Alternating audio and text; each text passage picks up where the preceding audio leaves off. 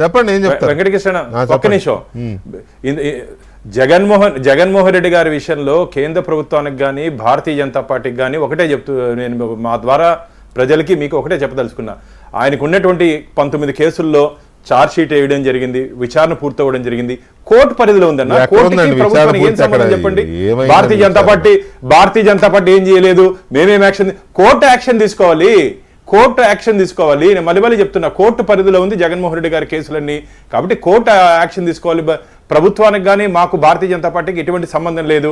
నేను ఒకటి చెప్తున్నా, రాష్ట్ర ముఖ్యమంత్రికి 2019 నుంచి 2024 వరకు ఒక రాష్ట్ర ముఖ్యమంత్రికి కేంద్ర ప్రభుత్వానికి ఏ విధమైన సంబంధాలు ఉన్నాయో ఆ విధమైన సంబంధాలు మాత్రమే ఉన్నాయే తప్ప వ్యక్తిగత సంబంధాలు, వ్యక్తిగత అజెండాలు భారతీయ జనతా పార్టీకి కేంద్ర ప్రభుత్వానికి లేదు. జగన్మోహన్ రెడ్డి గారి విషయంలో ఖచ్చితంగా కోర్టు ప్రశ్నించాలి. టెక్నికల్ గా మీరు అనేది అన్ని ఛార్జ్ షీట్ అయిపోయింది, విచారణ అయిపోయింది. ఛార్జ్ షీట్ కేంద్రం వేసిందా? నేను చెప్పి కేంద్రం ఎందుకు వేస్తుంది? అదే ఛార్జ్ షీట్ వేసేది దర్యాప్తు బృందాలు, దర్యాప్తు సంస్థ.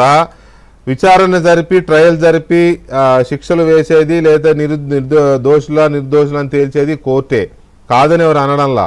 మీరు చెప్పేది టెక్నికల్ గా కరెక్టే, కానీ ఈ వ్యవస్థలన్నీ ఎవరి గుప్పిట్లో ఉంటాయో ప్రపంచానికి తెలుసు. కాంగ్రెస్ ఉన్నా, బీజేపీ ఉన్నా, ఇంకొకరున్నా ఈ వ్యవస్థలన్నీ అవన్నీ independent body, autonomous body. CBI గానీ, న్యాయ వ్యవస్థ కానీ, ఇవన్నీ ఈడీ కానీ, అవన్నీ అటానమస్ బాడీ. దాంట్లో ఒకవేళ కాంగ్రెస్ ప్రభుత్వంలో సిబిఐ అంటే కాంగ్రెస్ బ్యూరో ఆఫ్ ఇన్వెస్టిగేషన్ అయిండొచ్చు. కానీ భారతీయ జనతా పార్టీ ఇప్పుడు కూడా చెప్తున్నా, కాంగ్రెస్ బ్యూరో ఆఫ్ ఇన్వెస్టిగేషన్ ఎట్లా అంటారు?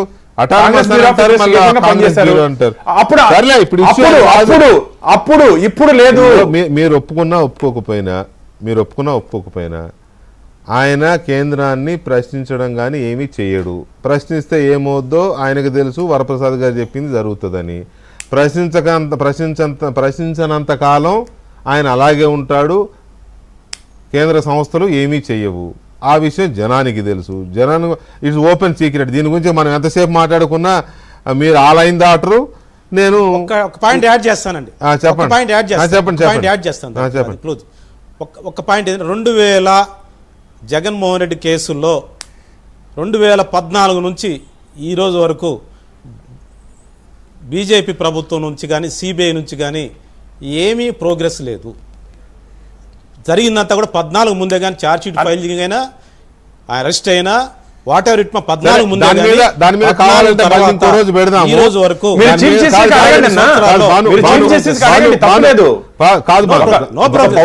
నేనేం మాట్లాడలే. నో ప్రోగ్రెస్ అంటున్నా, అంతే. నో ప్రోగ్రెస్ అంటున్నారు ఆయన. మీకు ఏదైనా అనుమానాలు ఉంటే సీజే Bharatiya Janata Party once charge sheet file అయిన తర్వాత కోర్టు పరిధిలోకి వెళ్ళిన తర్వాత ఇష్యూ కోర్టు పరిధిలో ఉంటుంది. జగన్మోహన్ రెడ్డి గారి కేసులు ఎందుకు ప్రొసీజర్ నేను మాట్లాడలే. 14 నుంచి ఇప్పటి వరకు ఏం ప్రోగ్రెస్ లేదు అంటున్నా కేసులు. అంత ముందే ప్రోగ్రెస్ ఉంది కానీ ఆ తర్వాత ప్రోగ్రెస్. కోర్టుల్లో ఆ కేసుల పరిస్థితి ఎలా ఉంది అనేది ఒక రకంగా ఉండొచ్చు న్యాయశాస్త్ర ప్రకారం, లేకపోతే న్యాయ వ్యవస్థ ప్రకారము. ప్రజాకోర్టులో మాత్రం దానికి సంబంధించిన చర్చ బ్రహ్మాండంగా జరుగుతోంది. ప్రజాకోర్టులో ప్రజలకు తెలుసు ఇది ఎందుకు ఇలా ఉన్నాయనేది అందరికీ తెలుసు. సరే, ఓకే, ఆ విషయాన్ని ఇంకో రోజు పెట్టుకుందాం కావాలంటే. ఇక్కడ ఈ డిఎస్సి మీద వైఎస్ఆర్ కాంగ్రెస్ పార్టీ చేస్తున్న యాగీని ముఖ్యమంత్రి చంద్రబాబు నాయుడు గారు ఏమన్నారు ఆ యాగీ పైన? అలాగే దీన్ని ప్రజలు నమ్ముతున్నారా? జగన్మోహన్ రెడ్డి చేస్తున్న, వైఎస్ఆర్ కాంగ్రెస్ పార్టీ చేస్తున్న ఈ వీధి పోరాటాలు, లేకపోతే వీధి పోరాటాలు అంటే ప్రజల కోసం చేసిన, ప్రజల కోసం చేసే కాదు, ఈ స్వార్థ రాజకీయ పరమైన వీధి నాటకాలు, వీధి నాటకాలు లేదా స్వార్థ రాజకీయ నాటకాలు, వీటిని ప్రజలు విశ్వసిస్తున్నారా? విశ్వసిస్తే ఆ ధర్నాల్లో అభ్యర్థులు కానీ, నష్టపోయిన వాళ్ళు మేము నష్టపోయాను కానీ రావాలి కదా. పైపెచ్చు